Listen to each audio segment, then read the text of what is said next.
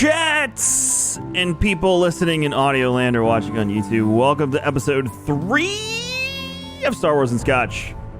Return of the Scotch is what Paul has it currently named. I don't know if that'll make it to the final cutting floor. I'm Kevin, aka KMagic101, and that's the soon-to-be verified on Twitter, Darkness429. For if he does not get verified... It's been quite the push, dude. There's a lot of people tweeting about it right now. I was on CNBC today, Kevin. I didn't even know about it. Which is, they have to contact you for that? No, because they were just looking at the homepage of Facebook. Of Facebook Gaming, and I was at the top. And so it's just this big picture of me just chilling. I keep saying Tim needs to get verified. GCX needs to get verified. And King's Coast needs to get verified. Then Rare Drop. I don't care about myself. Nobody pays attention to me anyway. I love you, Kevin. I know you do, Tim. It's them. They don't care about me. Hi, Facebook chat. You guys are cute. Make sure to react and share to the stream. Please. Tell your friends about it. Tell them to come hang out and be Star Wars nerds. I know there's many of you out there, so. Everybody wants to talk about the wars tonight. So basically tonight, chat, we're going to talk about a few things. We're going to talk about Mark Hamill revealing the fact that he's had cameos all over the place that nobody has ever seemed to know about. What the We're going to talk about the rarest Star Wars action figure landing on eBay for a record-breaking price. We are going to discuss and look at the Squadrons trailer, which released during EA Play last week. And then we're going to go into Cantina time and chit-chat about some other stuff. Oh, and we're going to talk about the next episode that I watched of production for the gallery for Mandalorian, which had the most amazing technology I've ever seen in film. Oh, you got to see the room. Yeah. What do they call it? Not the dome. Oh, yeah. I know we said we wanted to do the projector thing when we get back to the studio. Now I want that instead. You just want 360 degrees. Yep. Cameras everywhere. And I want to be able to cut to whomever. I actually like the way they do the round table. And I think love that. I think we could mimic that in a certain setting and do that for stuff. Wanted to. We talked about doing that in the podcast room. We did. Maybe we will. It's just too small. Nothing is No ever more too room. small. Well, that's also not true. That's what he said. Did she say that too? That's what he said. Can we make those jokes? Are we okay to make those jokes? Yeah. Of course. Okay, good. Although The Office hasn't aged well, I will say that. There's a lot of there's a lot of you can't say that anymore on The Office. A lot of things, Kevin's like Blazing Saddles. Blazing Saddles is a parody of all of that stuff. That's the point of Blazing Saddles. Don't ruin Blazing Saddles for me. Please don't cancel Blazing Saddles, chat. Has anybody got a dime? Somebody's got to go back and get a shitload of dimes. All right, let's talk about Star Wars. Hold on. Sorry, stream. I pulled up Facebook to look at them, and I accidentally bled audio. I apologize. Let's talk about the Star Wars rarest action figure landing on eBay for a record-breaking price. This comes from thehollywoodreporter.com. Okay. The rocket-firing Boba Fett has fetched more than, how much do you think? $4 million. $100,000 a few times. What is considered to be the holy grail of Star Wars figures has landed on eBay with a price that is out of this world. Come on, $4 million. Certified rocket-firing Boba Fett prototype is currently on the auction site for... Chats, what do you think? Come on, $4 million. What do you think? It's not even close to $4 million, Tim. Fuck. Come way, way down. Okay, 500,000. Lower. Really? Yeah. 200,000. Audrey got it. $225,000. Audrey read it before it even happened. Should the figure be snapped up, it will be a new record. Originally, the figure was offered by the toy line Kenner. Remember Kenner? As a mail-away special. Kenner? You don't remember Kenner? They made toys. Look at it. If you Google it, you'll see the logo. You'll be like, Kenner. Boba Fett first being featured as a cartoon character in the 1978 Star Wars Christmas special. However, the rocket-firing version was never made... rocket-firing version never made it to kids, as that iteration was deemed a choking hazard before the toys were shipped. Okay, can we just roll that back real quick? Also, I do know Kenner is no. Okay, got it. Told you. Yeah, I get it. Can we talk about the little chocolate eggs that have the plastic toys in them? Oh, the Kinder eggs. Why are they okay in Europe? Why do European children not choke on stuff like that, but apparently American children do? They sell Kinder here, though, don't they? Or do they not? Yeah, no, they do. They sell Kinder in the U.S., but the toy is not in the egg. No toy in the egg. I got you. So everyone should be mad, rage, because we were denied our Boba Fett toy. Get mad, chat. Mad! I'm mad as hell. Oh.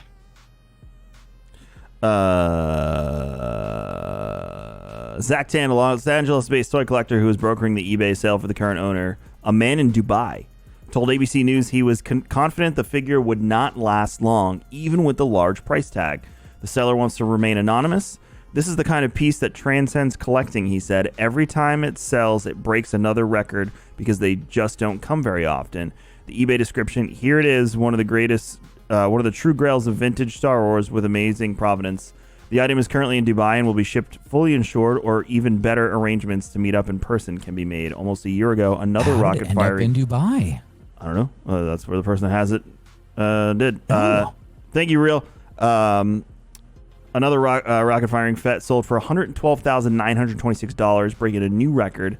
ABC News reported that record did not last long, as just a few months later, someone bought another one for $185,850. Wow. What Star Wars toys did you have as a kid? Oh my God. I actually had a C-3PO plastic like toy holder. Mm-hmm. And so it was this big C-3PO, and then you'd open them up, and then all of the Star Wars toys would fit perfectly inside of them. And then they also had, then it had a plastic. You like just took me back. I know exactly what you're talking about. Isn't that fucking wild? So it's a plastic bar that you could then hold, like put across it to keep your toys from falling off. And then you could put the little name, name labels on the plastic parts, and then be like, you know, here's Han Solo, here's Luke Skywalker, and then it's like multiple iterations of Luke Skywalker. So like those, and then, so those were like the little action figures I had. I had a snow speeder. My uncle had a real AT-AT that fired missiles and stuff, which was super cool to play with. Mm-hmm. So yeah, those are my Star Wars toys. I had, Kevin, holy crap. Okay, so I had a TIE fighter that had a little handle on it, and you could fly it around. I had holding it. I had the X-Wing. Okay, I also had the X-Wing too. And so for the TIE fighter, you could press buttons on the side, and the wings would eject like it was like in a dogfight, and it it took damage, and the wings popped off and crash. So that was the function for the TIE fighter, is that the wings would come off. And then this was probably the coolest thing ever. So I had an X-Wing, like big X-Wing. I have no idea what happened to it, but Luke sat in the middle. He didn't come out. He was permanently in there. His head would turn, and you would turn his head by turning R2-D2 in the back. You could do the wings. You could change them from being, in normal to attack position. And then there was buttons where you could make Luke's targeting computer come out. And then there was also Obi-Wan lines. So you'd press the button and be like, use the Force, Luke. Luke, the Force will be with you always. So like that. And so like I had my TIE fighter and my X-Wing, and it just, yeah. So those are probably some like most memorable Star Wars toys. I had the X-Wing with the handle that you're talking about. I remember that one. The one where like it lit up and shit. Yeah. And like Obi-Wan talked. Yeah. I had the play sets. One was one of the bunkers on Hoth. So I had all the snowtroopers that came with it, and I had Han Solo with the jacket with Chewie. I had another one. I don't remember where it was. It might have been Endor. It might have been Endor, because I remember Leia had the helmet and stuff like that. Like she has at the end. So I had those play sets. And then, they don't kind of cross over to video games, but my fondest memories are playing the ridiculously difficult Super Nintendo Star Wars those games. were amazing. Yeah, they're really difficult. I tried playing them in Corey's arcade one day, good. and I just kept dying over and over and over and over and over. I honestly, it's so I went back and played like the Rare collection. I had no idea how just painful those games were. Well, that was video games back then in general. But that was the thing, is like as a child, it was just blissfully ignorant. Yep. To me getting my ass handed to me, and I was just like, oh, I did it again. Like there's like Battletoads. There's a level in Battletoads where you have to rappel down into this like slimy pit. I remember. And go back. Yeah. That level is so difficult. Also, when you do the motorcycle, like right after that, like those levels are hard. But like to your point, in the Star Wars games, those just punched you right in the nuts. And just completely went off the canon route. They were like, let's make a bunch of stuff up. Yeah. And it was just nonsense in that. Yeah. Games. Oh man, it was good. But yeah, I had those. I had a toy lightsaber. It was one of the earlier ones that you could snap and it would fold out. And I remember early on the batteries died and I never replaced them, mainly because I just didn't feel like it. But I used to flip the thing open all the time. It was a blue one. We had a Darth Maul lightsaber that was spring loaded, and so like both sides would just come out, shoot out hold it this way, and then just. Did you hate it when your lightsaber, if you hit a lightsaber too hard to another lightsaber, it would get that like white crease through it because you because the plastic. Yep, yeah, it would get too. That was frustrating. I also hated when you'd flip it open and not all of the cones would come out, or if you flip it too hard and the end piece goes flying. Oh, so you have half a lightsaber. See, like for me, the flipping it open would be the equivalent back then of erectile dysfunction because your buddy like flicks his open and then you're like, let's do,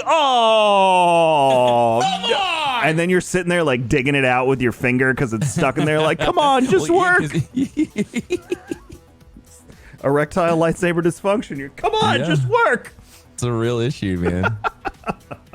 Now we don't have that problem because I went to Galaxy's Edge and built one with my son, and now I just go in his room and grab it whenever I feel like doing it. My daughter, by the way, is still obsessed, Tim. My youngest. Which one? Oh, it was Jules. Like you have two. Jules.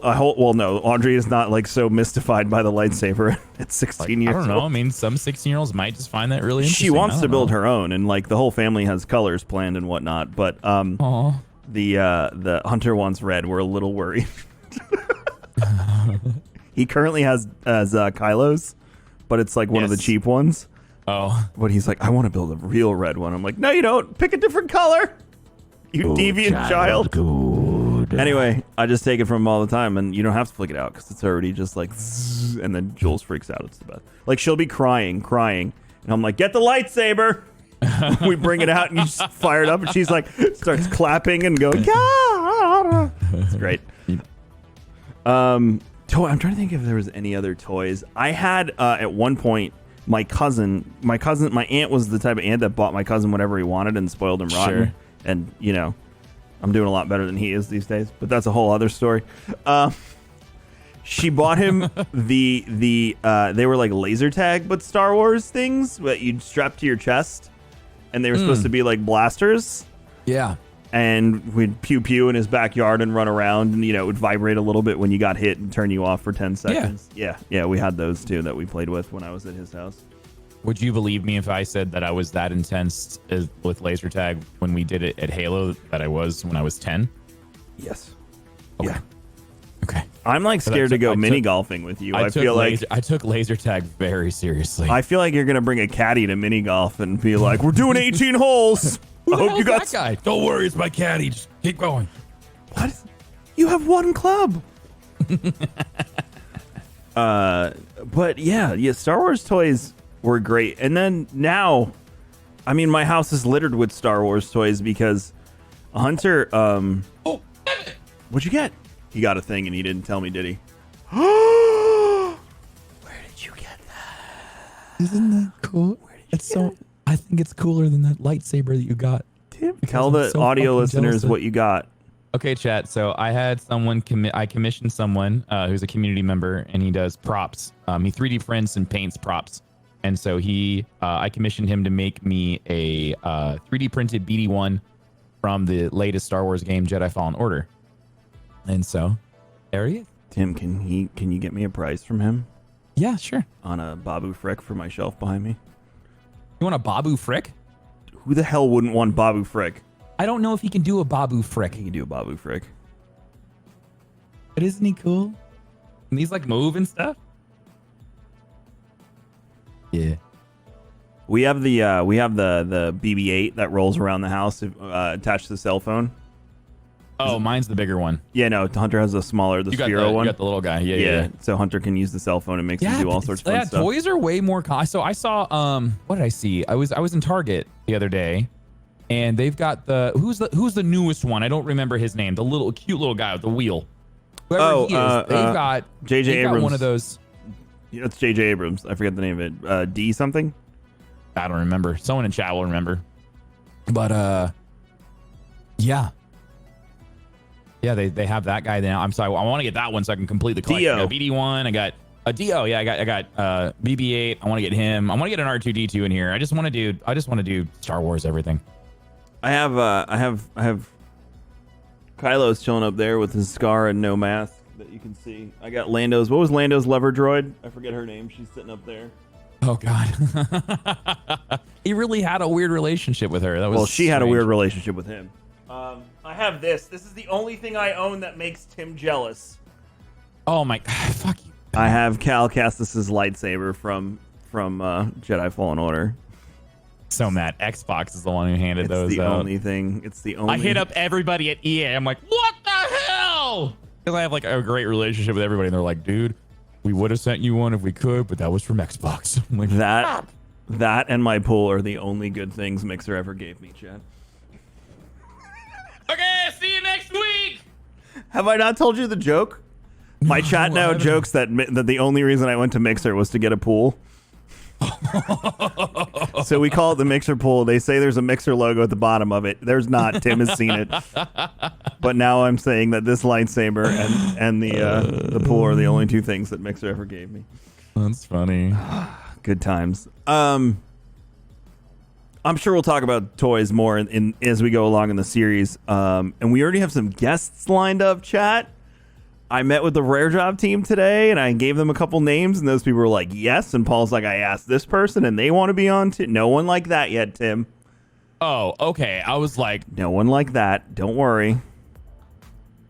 I definitely tweeted at Taika Waititi throwing my yeah, you did. Throwing my Hail Mary there for a second. Very subtle there, Kevin. Subtle. Please, Tim. Calm down.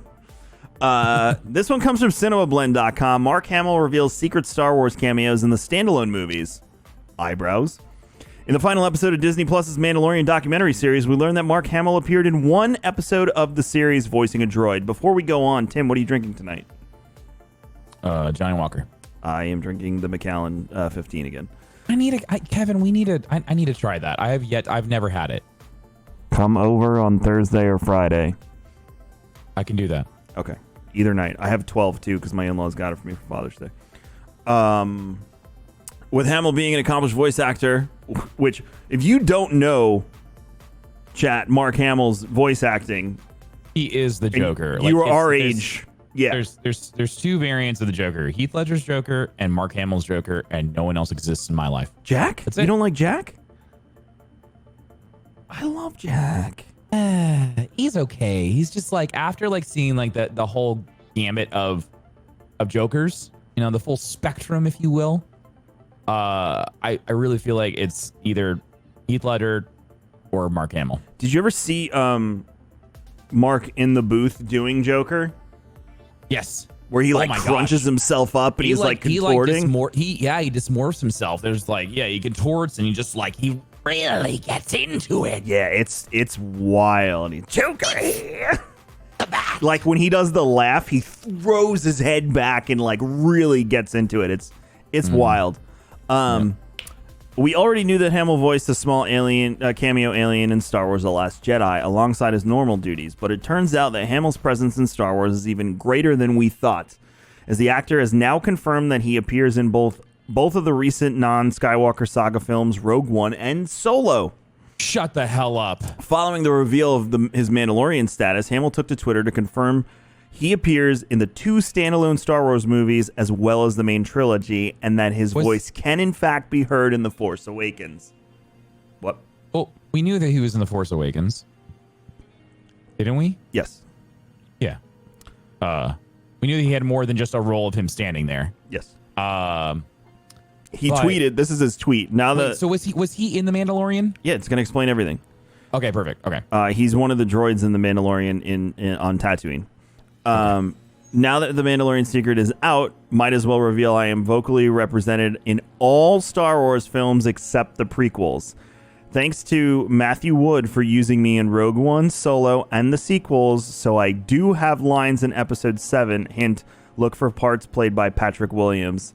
Mark Hamill actually misremembers his pseudonym here, as it's actually William M. Patrick, who is given a credit for additional voices in both Rogue One, A Star Wars Stories, and Solo, A Star Wars Stories. So it's a fake name.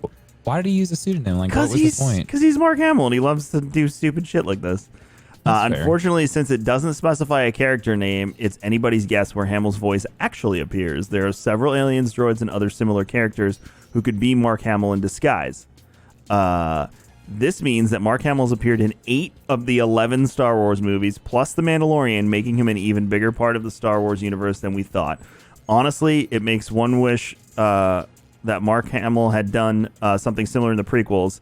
These sorts of cameos are commonplace now, but it's likely that the idea of having Hamill do a voice cameo just never crossed anybody's mind. Otherwise, they would have done it. Yeah, and he's the bartender droid in The Mandalorian. There's more to the article, but it kind of just tails off. I don't remember hearing that bartender droid talk at all. It's probably so subtle and in the background that you just didn't notice anything. Yeah. That's cool. That's very neat. I love that. Yeah, it's in The Mandalorian in the gallery episode. Yeah. It must be in the gallery episode that I haven't completely watched. Yeah, that's yet, what somebody said. Speaking of gallery, I have to watch the last episode, and I'm like halfway through it. Speaking of gallery, I watched the next one with the wall. The room. The wall. And a couple things that I took note of. One, George Lucas was like, yeah, I was trying to build that down. He was even saying where he was trying to build it at the ranch, but he didn't have the technology at his disposal. The cool thing is he even says, he's like, at some point we're going to get to a point with movie making that you're going to be able to do this in your garage. Right. You're going to be able to, this is while they were making the prequels. He's like, look at this massive set we have to do with all these blue screens and all this stuff. And it's going to get to the point where you can do this in your garage and make an entire feature film with a really small room and a decent budget. And he's right. When they did it, Jon Favreau pulled it off. I can guarantee you that if Rare Drop continues to produce content for the next decade, let's say, that we will have something to this effect. Kevin, on a much smaller scale, because think how technology moves. Think how film. Tim, we're sitting here. You're in your house. I'm in my house. We're doing a live show to 2 different websites on the internet. He gets me so excited, Chad. Think about it. Talks like this. No, I believe you. We're doing this. The show is being broadcast in 1080p, 60 frames per second. And then we'll take it and we'll put it on other websites. But think. We have that at our disposal. If you go back a decade and tell you or me that, we'll be like, no, please, how are you going to do that? That's crazy. What, are you going to use your phone modem? Actually, it was DSL 10 years ago. We're not that old. Yeah, it's completely possible that in the next decade, it's... Well, I think the coolest thing when it came to the room, I keep on forgetting what it was called. I didn't realize the ceiling was a screen too. Yeah. No, so the screen, the ceiling's a screen. All of the walls, it's a 360-degree wall of individual LED panels. And what's really cool is the technology that they announced that they were using with Epic and Unreal. And this plays into what John was pulling off with The Lion King. And kind of the idea was created when he did the Jungle Book. And so being able to do real-time rendering of light settings and not having to go across the world to go somewhere is really cool. They're able to do all these the desert scenes and all these places, and even in the caverns. I honestly thought he was inside a cavern.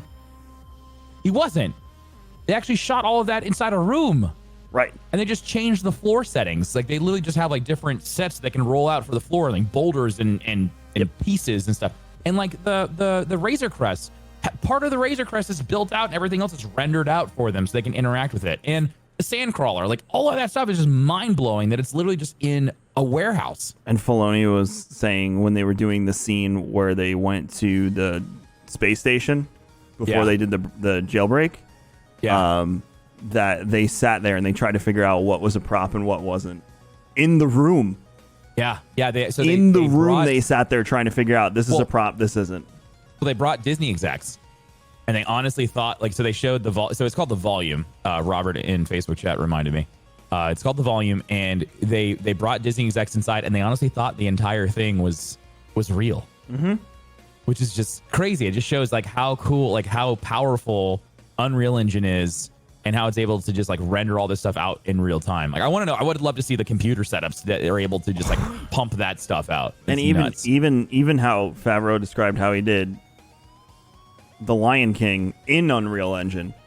He did it in Unreal and with VR. Which was crazy. All of the camera actions and stuff were actually done in real time with VR, with a Vive setup. It's crazy. In VR, and it's nuts, man. It's just and they started using the way that they were using in real world items to manipulate inside VR is just mind blowing. I loved how Carl Weathers was saying that it was easier to do the lava scene because no matter where you looked, you felt like you were going through the tunnel. On the one side, it was getting brighter and you were getting outside, and the place where you came in from was getting smaller.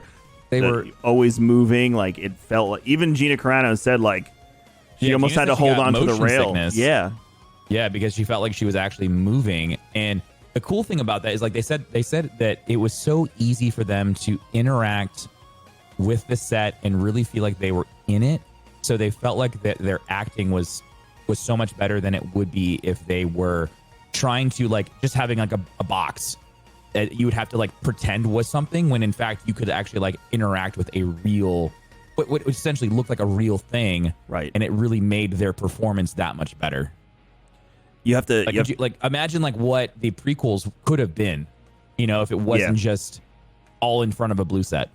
You look at this and you look at the way too, theme park ride technology is that. Oh my God! Yeah, this is the next step. Universal is actually doing a lot of this. The King Kong ride takes aspects of this and does it. Harry Potter does that really well. But this proves that they can make fully immersive rooms that are 360 degrees no matter where you look. There's action going on, and I think that's the next step especially for a Star Wars experience, in space or something. If they put you in an X-wing or whatnot, they kind of did that with the Millennium Falcon ride, the Smuggler's Run, but it's only the windows in front of you. You know, think about sitting in the cockpit of an X-wing with you and me, front and back, and everywhere we turned with no headset on, it was a space battle no matter where we were. It's crazy to think about. They have this tech in Disney. I've seen the Pirates of the Caribbean ride in Shanghai uses Oh my God! I watched a YouTube video. Someone recorded the entire experience from it uses similar technology.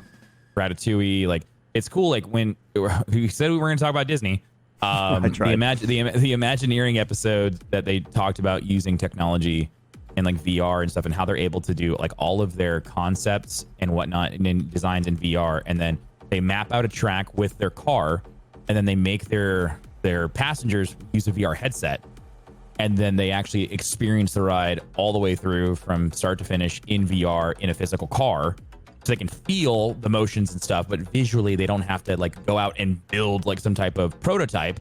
They can do it all in VR, which is really neat. Crazy. Do I have a picture of the X-Wing at Galaxy's Edge? If you go to raredrop.co/YouTube and go to the second episode of the vlog, you can see my trip to Galaxy's Edge, which includes the X-Wing. And me having a small orgasm inside of the holding area for the Smuggler's Run ride, which was literally the Millennium Falcon. Apparently there's an Easter egg on that ride. Well, there's different permeations that you can get of it. Yeah, well they have a bunch of different setups that you go through, so it's always a different run every time. It's just like Star Wars tours. Yep. But apparently there's an Easter egg where if you hit buttons in the right combination, you make Chewie show up or something, or he becomes a part of the thing. It's something that I read in a news article that the actual the programmers or whoever designed the ride, they actually put in some like fun Easter eggs for people to figure out, because you're controlling everything. It's almost like Mission to Mars, but like you're actually like really like doing things. I haven't gotten to experience yet, so this is all just me from secondhand accounts. Interesting. Star Tours was updated too, Tim, for Rise of Skywalker. Wink. Oh, well, they've done that for every movie. Like when Force Awakens, like Jakku was there. But I'm trying to tell you, it's been updated specifically for Rise of Skywalker, Tim. That means that there's a big fight. That means there's a big fight scene that you go to Exegol.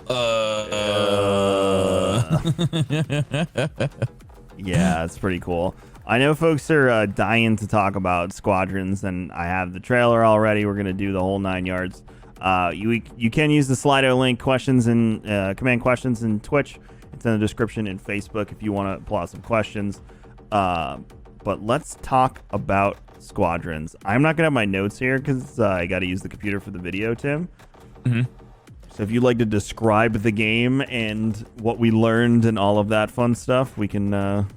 Sure. I mean, so Star Wars Squadrons is essentially what we thought it was going to be. It's going to end up being like this reimagination of TIE Fighter versus X-Wing from like back in the day. It's a 5v5 Rebels versus, or the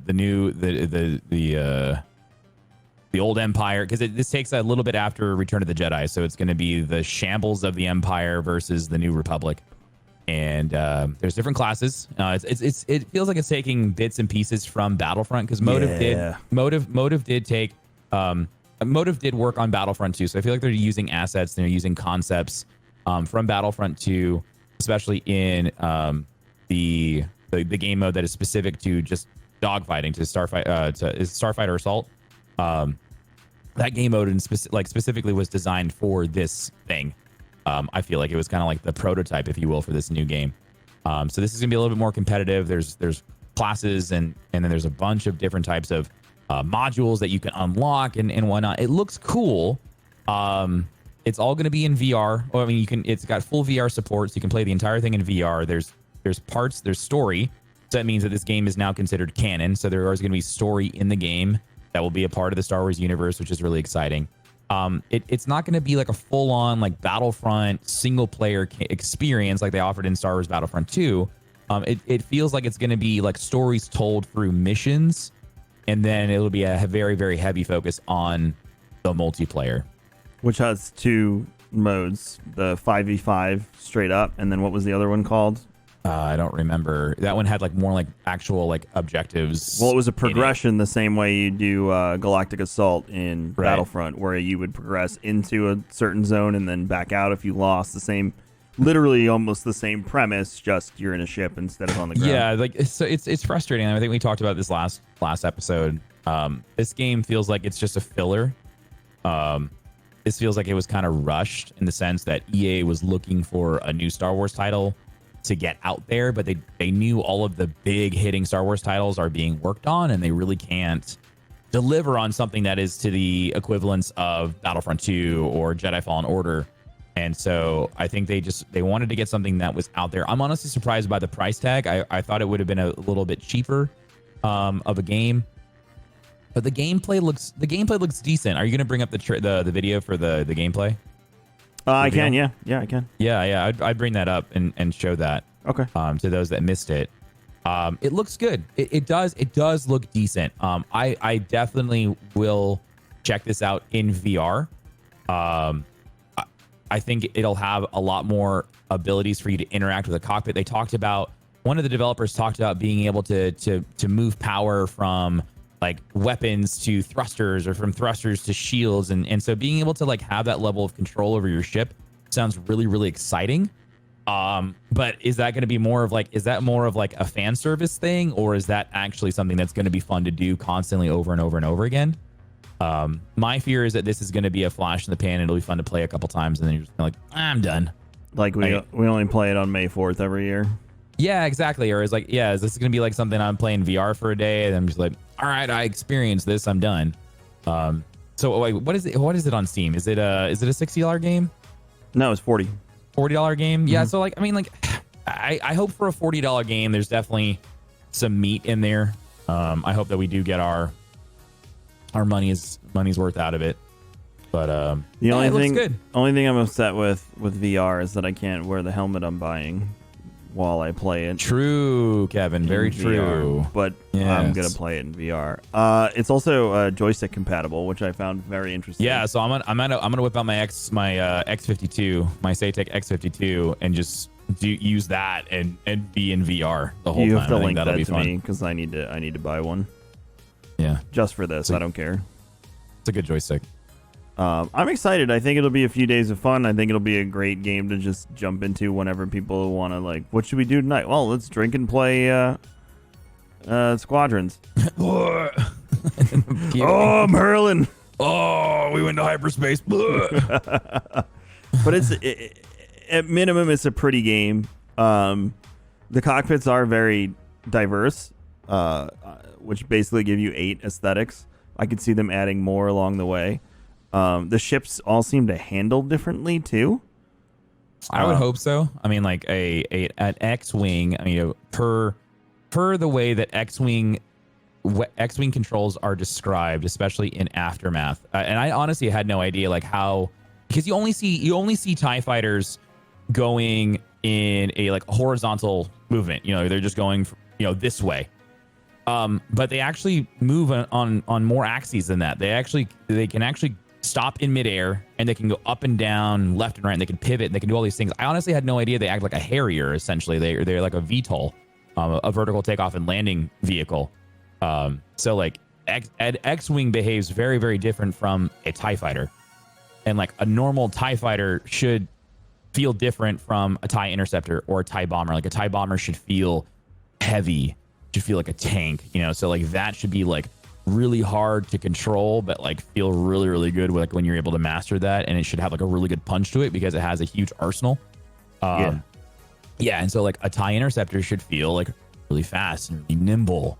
At the same time, it's going to be you're going to trade off armor and defenses for speed and maneuverability, being able to get in and out. So and that's how it was in Battlefront as well. Like those same types of mechanics, stayed true to that. But I'm curious to see like what type of like control will I have like over an X-Wing? Will I be able to like fly in an X-Wing full speed, come to a halt? Can I like go up in the air and spin around? Like they were talking about one dev was talking about an experience they had where like an X-Wing was flying and he was able to like stall and like flip around behind a TIE fighter and then like shoot him. Like, will I be able to do that in game? Like, is that going to be something that I will actually be able to pull off? I hope so. I think this kind of goes back to like, this is going to be like the Top Gun Star Wars game. Yeah. So like, I want that experience. I want to be like that ace pilot and like live that fantasy.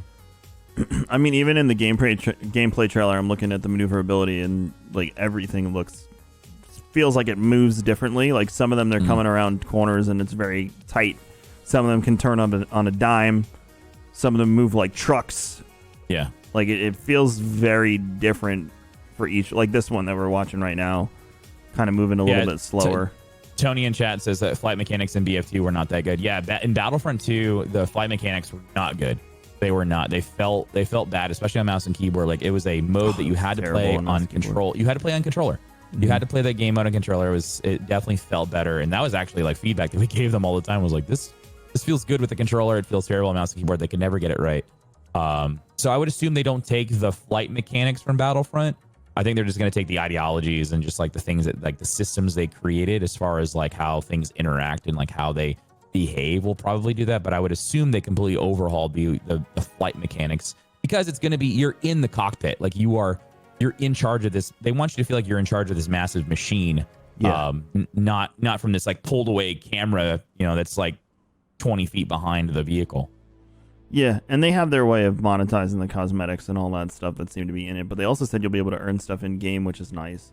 I would hope so. I would hope their MTX is not too aggressive since it already has a $40 price tag on top of it. And then the component system is what's going to differentiate, like basically your build of your ship and how it works. I'm curious to see how they balance that out. I know it's a Star Wars podcast, and now we're talking about video games, but I'm curious to see like how they like balance all that stuff out, so you don't become like this like, the one guy who's been grinding and nonstop because he absolutely loves Star Wars and he's really good at flying video games, and he just like grinds through everything. And I come in the next day and I'm just like, I'm level 2 and this guy's level 55, and he just like it just keeps on just squashing me.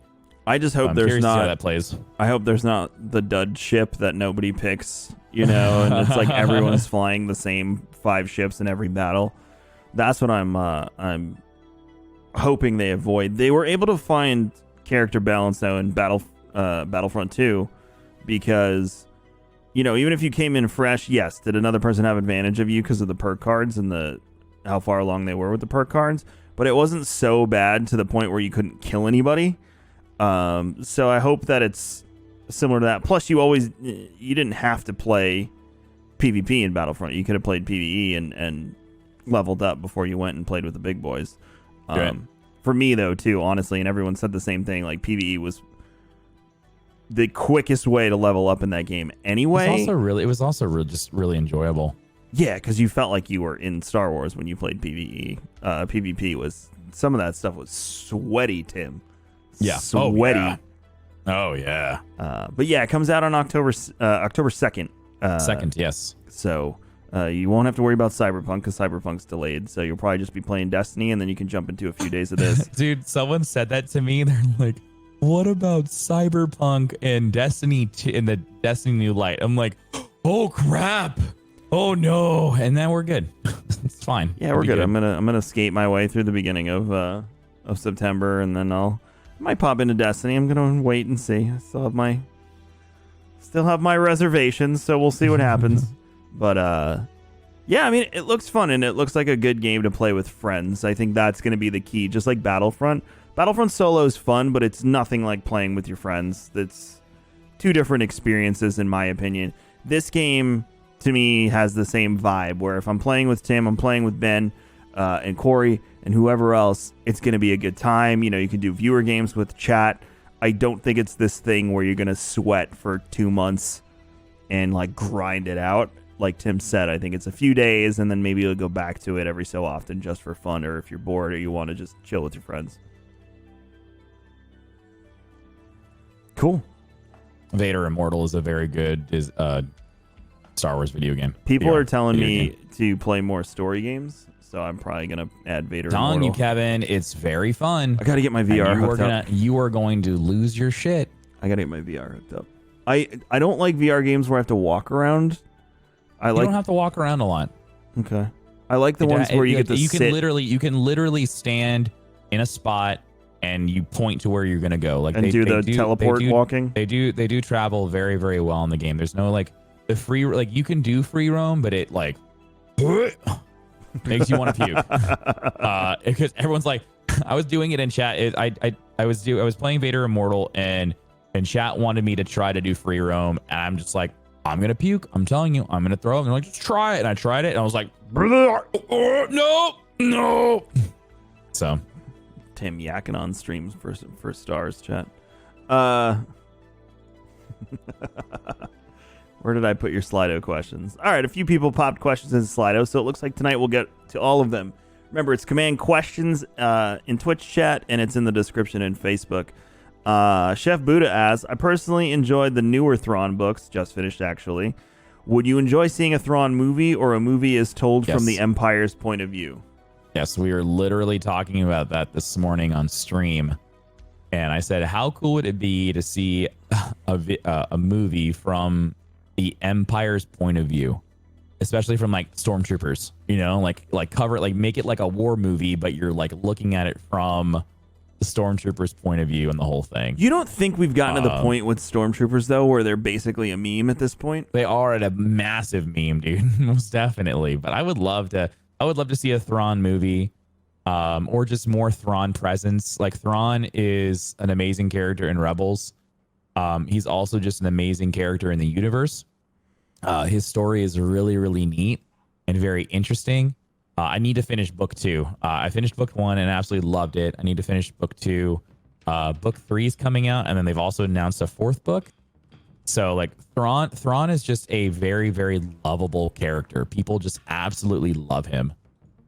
So If they make a Thrawn movie, what's his face from Rebels has to play Thrawn. There. Oh, 100%. I don't know what he looks like in real life though. Does he like? Could he like physically, like visually, like? He's older, so it would have to be a movie that takes place as older Thrawn, but he could totally do it. It's Mads Mikkelsen's brother, Lars Mikkelsen. No, Lars. Yeah, it's Lars Mikkelsen. Right. Yeah. It's look Mads him up. Mikkelsen's brother. You've seen him in a bunch of other movies. Yeah, Lars Mikkelsen. Look him up. You've seen him. Or I'll just put it up on the stream for you, Tim. Are you ready? There'll be a delay, but you'll see it when you see it. There he is. Oh yeah, he could pull off Thrawn. Oh my god, with the right makeup and everything, yeah, he could be Thrawn. He could do it. It's almost Lars Mikkelsen plays oh crap. Didn't he play a vampire? He's played a bunch of stuff. He's also been in a lot of foreign movies, according to this. He was wasn't he in Sherlock too? Wasn't he one of the villains, if I remember correctly? Anywho. Yeah, he's got the facial structure for it. I almost feel like Rebels kind of drew Thrawn with Lars Mikkelsen in mind. Sure. Timbo asked, why isn't there a Shadows of the Empire movie or show? Do you want to see one? Dash is such a cool character, in my opinion. Tim? I don't know. Can you ask Dave when we talk to him? Shadows of the Empire is fun. I've said it before. I can't answer that because I don't know anything really about Shadows of the Empire. I have a hard time seeing Disney do feature films from the Empire's point of view. Because whether or not you all want to agree with it, you too, Tim, they are the bad guys. And here we go. Star Wars was made for kids. Now, Disney Plus show, I could see that 100%. But like a major feature film, video game, totally could see it. Major feature film, don't see it. What is the premise of Shadows of the Empire? I'll read it to you. It's been many years. You never played it? No. It's on Origin if you ever want to play it. I see. The idea was to create a story set between The Empire Strikes Back and Return of the Jedi to explore the commercial possibilities of a full motion picture release without it actually making a film. The venture was intended to reinvigorate interest in the franchise ahead of the theatrical special editions of the Star Wars trilogy. I remember when those came out. I never read the books, but the game was on N64. Dash Rendar was the main character. IG-88 is in the game. Boba Fett's in the game. Shit. Yeah, there's a lot of notable Luke is in the game. I think you save Luke at one point. It's been a while. I remember you going to Coruscant and a whole bunch of stuff. It was cool. The books were really good. I never read the books. I think I read the comic once a long time ago. I'm old, chat. I'm old. Next question. Sanctuary said, do you think we will ever have a show about Revan, Bade, and Plagueis? I yearn for dark side focused show, but I'd settle for Grey Jedi at this point. Not right now. Two things. Everything I just said before, and Disney does not acknowledge the term Grey Jedi. Which I hate because I love the premise. I think that is the perfect Force user, is someone who lives in the middle, who use like that yin and yang, like the light and the dark, like being able to harness both sides and use them equally, because I mean everything's about balance, right? And so to have someone who is in that balance and is able to wield both sides, I love that, and that's why I love Ahsoka's character so much. And I mean essentially that's what Luke turns into. You know, and that's essentially how they kind of set up Rey's character. If you read the books, if you read Episode 7's book, they showcase it here and there, and they talk about it in Episode 8, how it's like Luke freaks out and he's like, oh my God, like you were tempted by the dark side and you went towards it. But at the same time, she knew that was bad. You know, like she saw what it was able to do, but at the same time, she respected it. And it wasn't like she was like a Sith. You know, it's not like she wanted to just be completely consumed by it. She wanted to learn from it. And so like I feel like they kind of set Rey's character up to be a Grey in that sense, where she was going to be that balance, and then just it never came to fruition. That was what I really hoped for her character. So that was unfortunate, but like I would love to see Disney and Lucasfilms and just the Star Wars franchise as a whole kind of dive more into stuff like that. But for right now, especially with the High Republic happening right now, I don't think we're going to see anything Old Republic. Like we're seeing like Revan's lightsaber, coming out as like a physical thing. So like they are recognizing the Old Republic and that storyline. But as far as when it comes to like a motion picture, I don't think that'll happen. If anything, I think that'll, like what Kevin said, I think it'll end up being something that'll be on Disney Plus as a series, like what they're doing like with the Obi-Wan show, or something along those lines. It'll be like a short feature film. Nothing too crazy. It would be like something tiny, like maybe like a four-parter episode or something like that. JV's Playground said, "Did you know that the first chapter of the High Republic got released online? I saw that today, and I saw shut the front door. I saw that it explains why the High Republic fell already, which I thought was interesting. So they start off by telling you what happened and what went wrong. I guess I don't know. No fucking way. Where can I find this? Just Google it. I believe Star Wars released it. It wasn't Lucas released it, not leaked.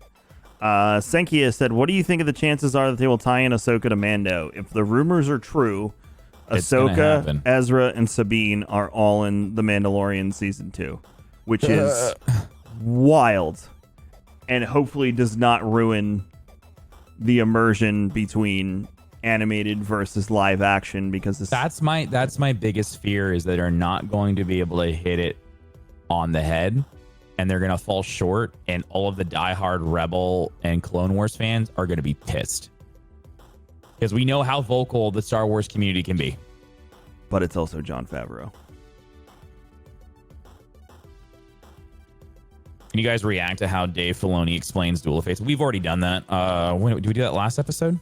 Either the last episode or the first episode. Last episode. It was either the first episode or the second episode. But we went over that. Go check it out on Spotify, Apple Podcasts, or raredrop.co/YouTube. What do you think? I feel Qui-Gon was a Gray.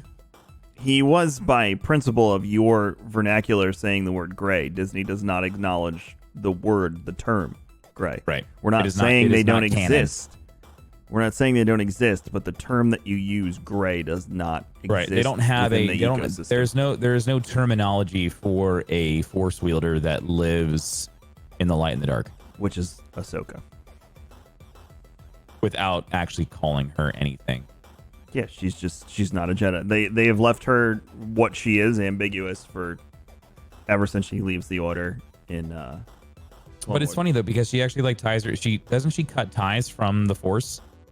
She says she did, and then she realigned herself at some point. Right, but they don't talk about that in the book, really. It's frustrating. Last question. Alex asked, "What do you think about the Kenobi show that was announced for Disney Plus?" They said it was going to be a show, then they said it was going to be a mini-series movie, and now they're back to it being a show. Deborah Chow is directing it, who directed I like her a lot. So do I, after the Gallery series. Oh my gosh. And that's all we know. We know Ewan McGregor's coming back. I hope they can make it more exciting than him just hanging out in the desert playing cards, looking at some kid play in the sand. Because that's what I'm worried about. Like, okay, so he sits in the sand for 20 years. No, sorry. Yeah, 20 years. Communing with Qui-Gon Jinn, learning how to become a part of the living force, and playing Pazak with him. That's it. Like, there's not much that happens to Ben, so I wonder how they're gonna turn essentially a story that isn't really worth telling into something that's gonna be fun.